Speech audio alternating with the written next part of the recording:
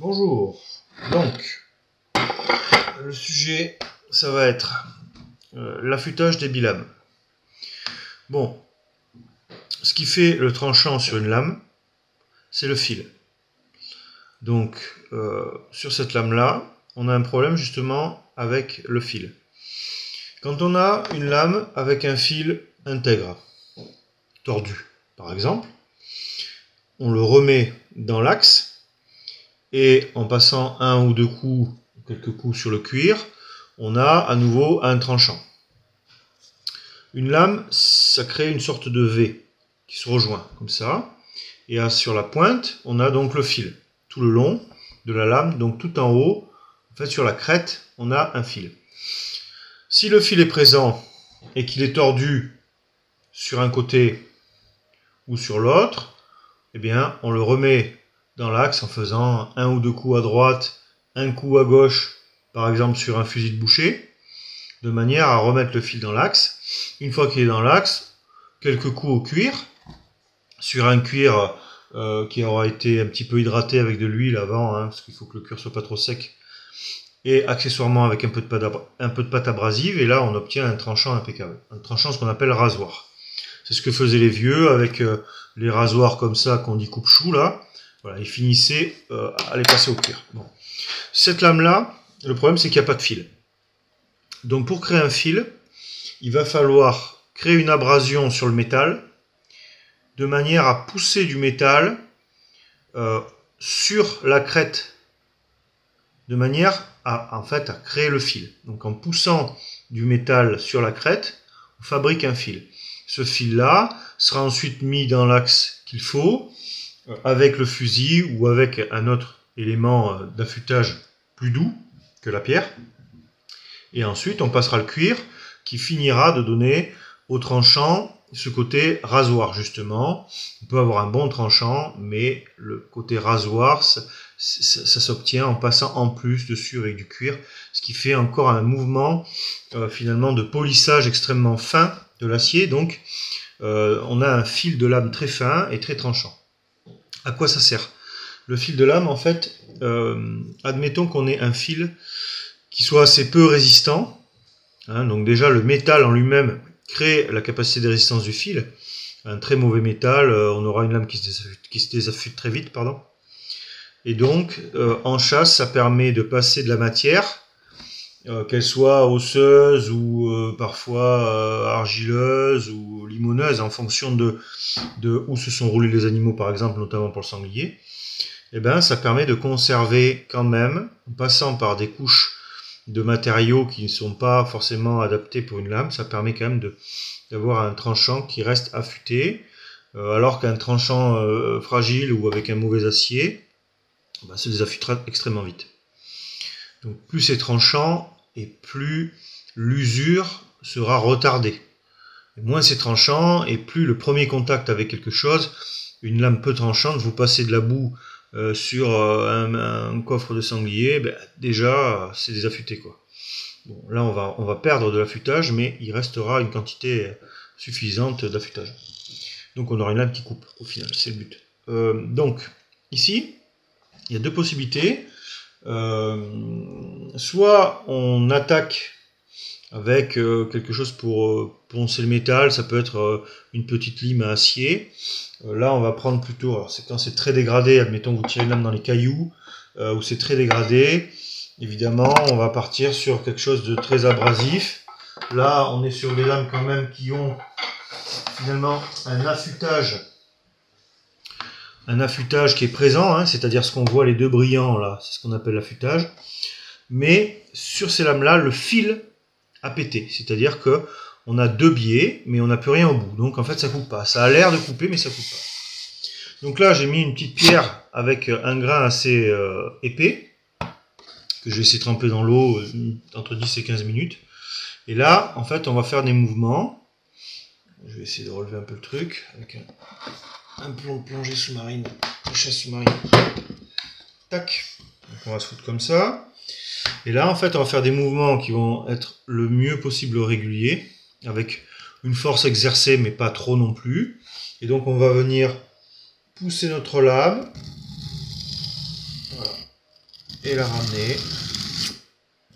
On pousse et on ramène. Et on essaye de garder toujours le même axe. Voilà. Donc là, on use pour recréer un fil. Déjà, on sent. On entend même. Là, il y a une accroche. L'autre côté, on en a un peu. Parce que j'ai déjà travaillé un petit peu tout à l'heure, mais franchement, c'est pas terrible. Donc, il y a plusieurs façons d'affûter une lame. Là, c'est une lame qui a deux biais. Ok ? On peut avoir une lame où ici, on n'a rien, et devant, on a un biais. Donc, on affûtera qu'un seul côté, comme une lame de tondeuse, par exemple. On peut avoir des biais aussi convexes, donc avoir une lame qui finit légèrement en arrondi. Là, on a une lame plutôt vraiment triangulaire. J'ai pas tout le vocabulaire, je suis pas rémouleur, hein, ni coutelier. Le principe, c'est surtout de comprendre. Pourquoi je fais cette vidéo? Parce que pendant des années, j'ai peiné à essayer d'affûter des lames. Bon, je suis quelqu'un qui fait les choses de façon autodidacte, donc ça me prend beaucoup de temps parce que je fais d'abord beaucoup de conneries avant de comprendre comment ça marche. Voilà, après c'est l'intérêt aussi d'apprendre par soi-même, hein, c'est de construire son propre raisonnement. On passe par plus de temps d'erreurs, mais on sait pourquoi les erreurs existent. Voilà. Parfois, reproduire, ça va plus vite, évidemment, hein, mais on n'a pas toujours la compréhension de ce qui se passe. Voilà. Donc là, le but, évidemment, c'est de permettre à des jeunes qui veulent, ou des novices en affûtage en tout cas, qui veulent comprendre comment ça fonctionne, sans se barder de tout un tas de matériel. Il faut simplement avoir la bonne technique. Voilà. Donc pareil, on continue un peu l'abrasion. On va voir ce que ça donne. Voilà. 4, on va faire une dizaine de coups. Hein. 7, 8, 9, 10. Voilà, on va faire l'autre côté. Alors là c'est compliqué parce que c'est pas la même main forcément. C'est la main qui est moins forte. 4, 5, 6, 7, 8, 9, 10. Alors ce sont des pierres à eau. On laisse tremper un petit peu. Pourquoi? Pour que, au fur et à mesure du travail, elles perdent un grain, elles perdent une sorte de sable qui va se répandre sur la pierre, et c'est ce sable-là qui va créer l'abrasion sur la lame. Alors, on va regarder au niveau du tranchant. Pour l'instant, on n'a rien. On va essayer de l'étirer.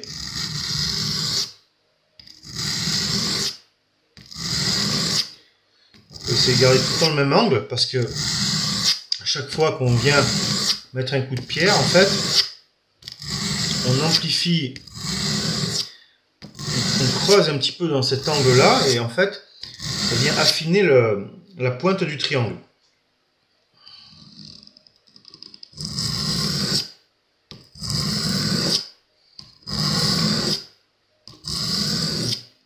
J'appuie peut-être un peu trop fort là. Après, il y a plusieurs grains sur les pierres, évidemment. Là, c'est une pierre qui a deux faces. Il y a un grain assez gros et un grain assez fin. Là, on sent que c'est en train de venir. Il y a une accroche qui est un petit peu meilleure. Là, on sent bien comment la lame et l'acier accrochent sur la pierre. Il faut étirer de la matière. Donc là, en fait, je refais le fil de lame carrément. C'est pas un affûtage en fait. Hein. L'affûtage, c'est plus succinct. C'est ce qu'on va faire les bouchers avec un fusil de boucher. On prend le couteau, tchac, tchac, tchac. Ce qu'on fait avec un fusil. Hein. On prend le couteau, tchac, tchac, tchac, tchac, tchac. Bon, là, on vient juste remettre le fil droit. Quand on a touché les os, par exemple, en désossant en boucherie ou ce genre de choses. Mais là, c'est autre chose. Donc là, je sens que j'ai un fil qui se crée. Là, on a un fil qui est en train de se créer.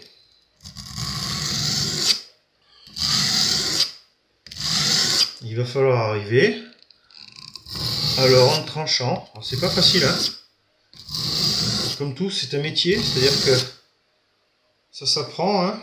C'est long, c'est fastidieux, c'est comme les moutons, pour ceux qui comprendront. Voilà, donc là je sens qu'on a une accroche. Voilà. Est-ce qu'on a un peu de pilosité? Pas encore. Mais on ne doit pas être loin du compte.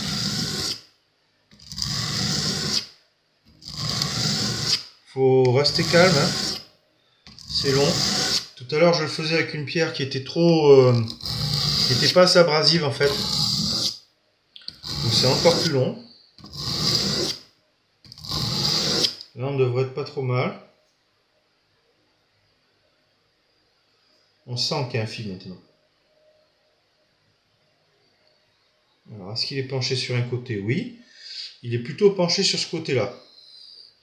Donc on va essayer de le tirer pour le mettre au milieu. Qu'est-ce que ça dit maintenant? Voilà, il a l'air bien. Donc ça c'est la première étape. Là, on va venir... Alors moi je fais avec mon fusil de boucher, je le coince. Bon, c'est une table de massage, ça n'a rien à voir, hein. C'est pour mes exercices de kiné, disons. Je viens le coincer là, et tranquillement, hop. On essaye toujours de garder une cohérence, hein. Comme ce sont deux angles finalement qui doivent être similaires, on essaye de faire la même chose à droite et à gauche, hein. Voilà. On va voir ce qu'on ressent. Là, en fait, en passant sur mon fusil de boucher, je ressens au milieu de la lame, je ressens une petite accroche. Donc j'ai la lame qui est, le fil pardon, qui est un petit peu tordu au milieu. Alors, qu'est-ce que ça dit maintenant?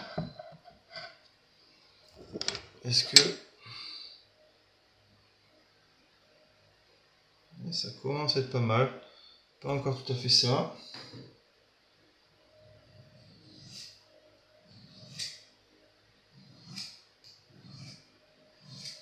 C'est-à-dire quand une lame ne coupe plus du tout, c'est assez compliqué derrière après de récupérer du tranchant. C'est toute la difficulté de l'exercice.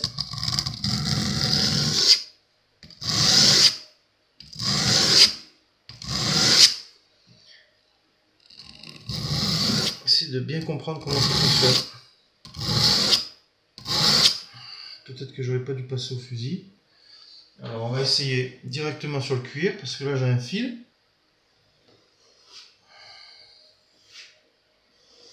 Là j'ai un côté qui approche légèrement. Vraiment ce que je cherche c'est avoir un tranchant rasoir. On n'y est pas encore. Voilà. J'ai un petit peu d'accroche mais je n'arrive pas à accéder à une accroche bien concrète, un peu comme on aurait une scie ou quoi, qui viendrait vraiment mordre dans le...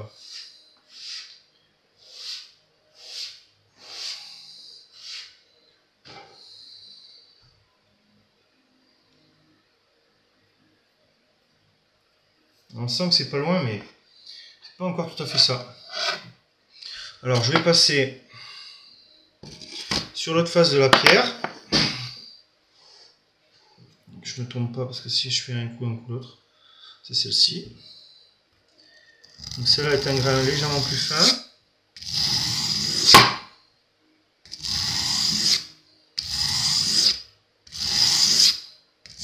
C'est pas facile, hein. C'est pas facile et dans la chasse à l'arc c'est quand même primordial d'avoir des lames qui coupent, hein. Alors deux solutions, hein. Soit vous achetez des lames déjà affûtées. Après il y a des petits outils comme ce qu'on appelle je sais même pas le nom d'ailleurs, des petits affûteurs portables comme ça. La problématique sur celui-là c'est que je me suis aperçu qu'en fait avec la largeur de la lame ici là, on n'arrive pas à toucher en fait sur les deux petites lames en tungstène qui est à l'intérieur. Je ne suis dedans que sur la fin de la lame, donc ça m'intéresse pas. Le but c'est quand même d'affûter la lame en entier. Là à mon avis, voilà, là ça ressemble déjà beaucoup plus à ce que j'aime. On sent ce fil très fin là, qui manque encore un peu de mordant.